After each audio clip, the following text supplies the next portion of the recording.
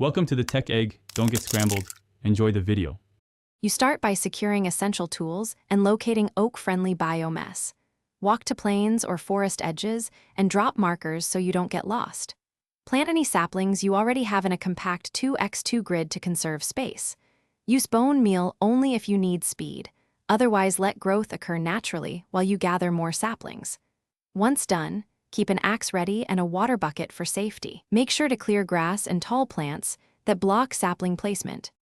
You expand from one plot into a repeating farm pattern to massively increase oak output.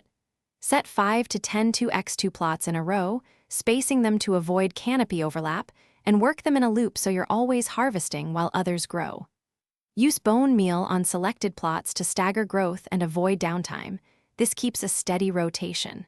When a tree grows, chop it from the base with an axe and pick up dropped saplings quickly so you can replant and keep the cycle moving. You finish by making the operation efficient and resilient. Upgrade to faster axes and apply efficiency if available, and set collection hoppers or water channels to gather logs automatically. If trees fail to grow because of overcrowding, trim adjacent leaves or widen spacing by a couple of blocks. Saplings need clear air above to mature.